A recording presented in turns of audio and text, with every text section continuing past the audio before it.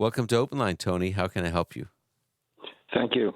My question has been something that's been on my mind for a while now. And just to preface, I am a strong supporter of Israel. I hope and pray for their safety and success. However, Old Testament Israel was disciplined by God for idolatry by enemy nations. And news of Israel's secularism, like the abortion counts and homosexuality, which is all idolatry, has been very worrying to me. Could it be that the October 7th massacre has been a wake-up call to Israel? And if so, has there been a discussion on this perspective in Israel regarding future concerns, and should we be praying in this regard? Well, I would put it this way. I'm going to be really blunt here. Where would I rather be as a person who affirms God's and the biblical expectations of human sexuality? I would rather be in Israel than, for example, in Gaza, where Hamas kills people who have same-sex relationships, right? They throw them off the roof. So Okay. I would rather be in Israel where there's freedom, just like I think in America. I think that I would rather be in a democracy that has recognizes the humanity and human rights of people like engaged in same-sex relationships. I'm not in any way saying that we need to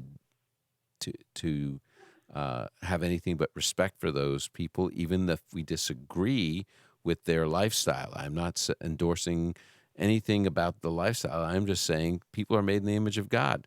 And I appreciate that Israel doesn't do what happens in many countries around Israel. Wouldn't you agree with that?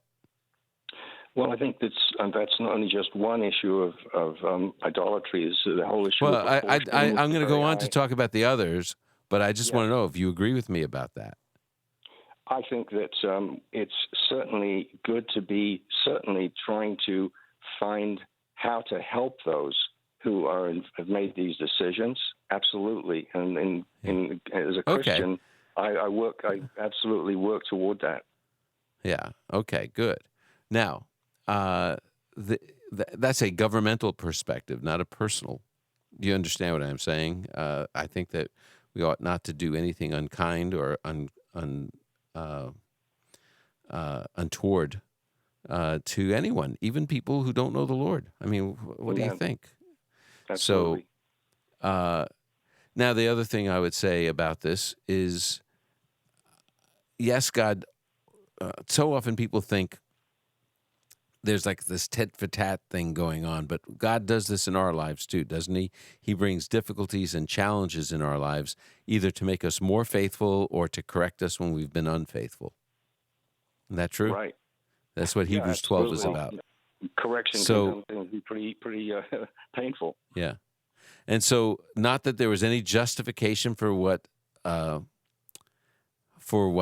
Hamas did, not that there's any endorsement of it, and we shouldn't approve of it in any way, shape, or form.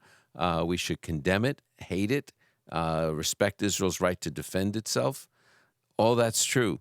But don't you think it causes people to say, well, I better seek the Lord? You know, it says in Psalm 120, verse 1, that out of my distress I cried to the Lord, and he heard me.